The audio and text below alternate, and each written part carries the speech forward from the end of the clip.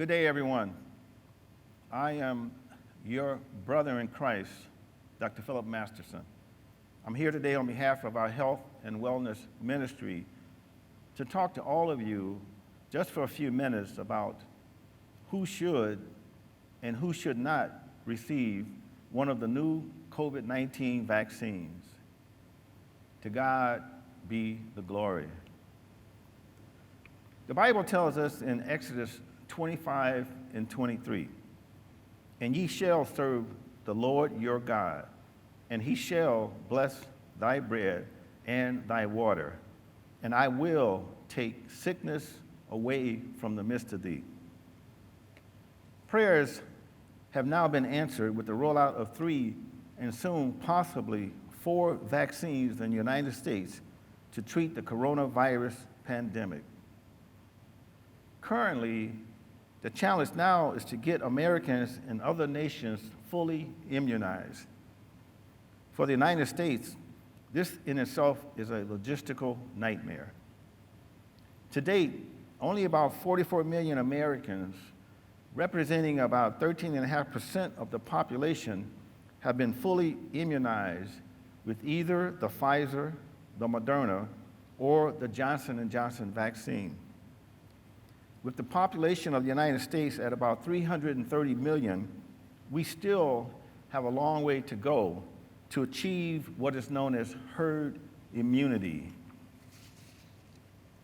Herd immunity occurs when enough people become immune to a disease to make its spread unlikely.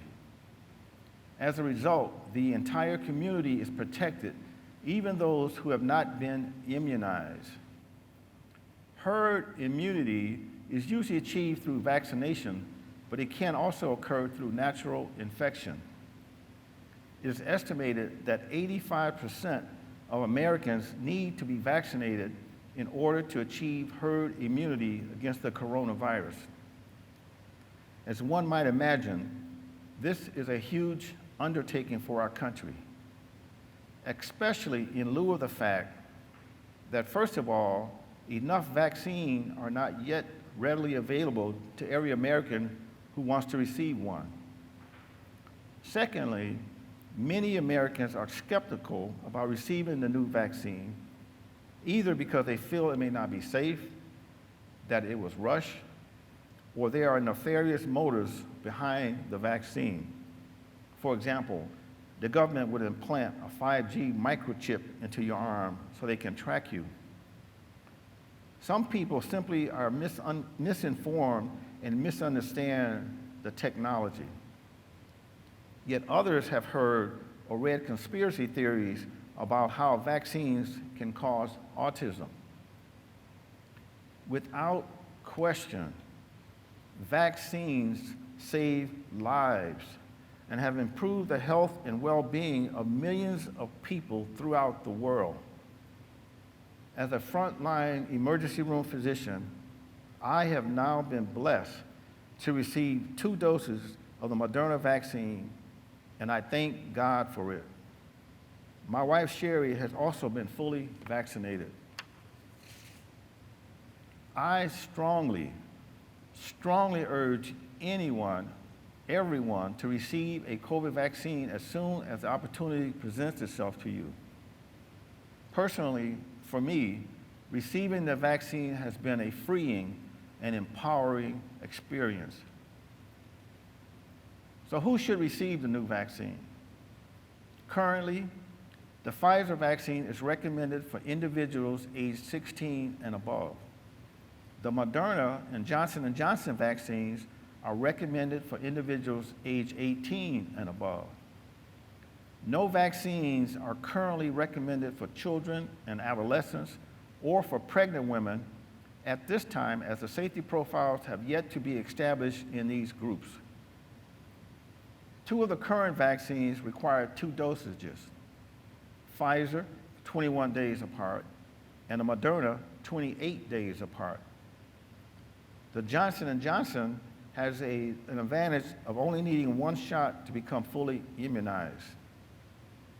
There is no recommended product preference between the vaccines, as they all appear to be highly effective and safe.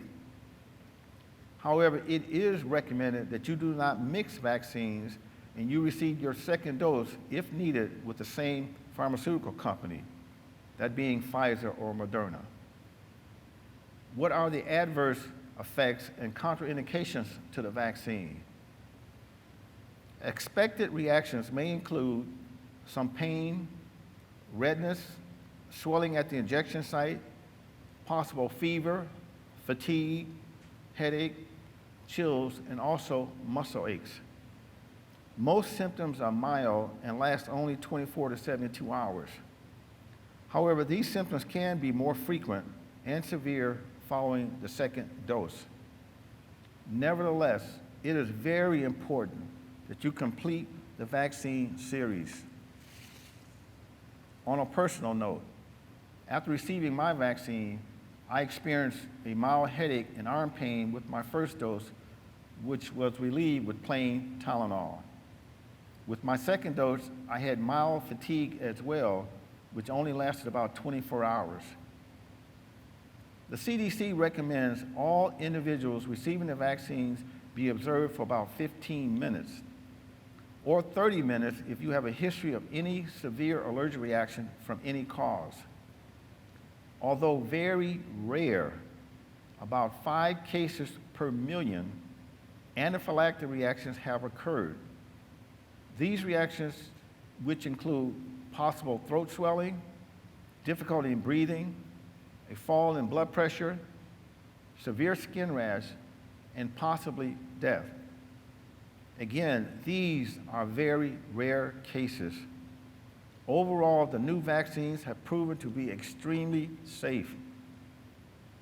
Only individuals who have a previous history of anaphylaxis to the first dose of the vaccine or are allergic to any of the components of the vaccine, for example, polysorbate or polyethylene glycol, so-called PGE, should not receive the vaccine or additional dosages. At this time, it appears it will be at least until the end of 2021 before the majority of Americans who want a vaccine have an opportunity to receive one.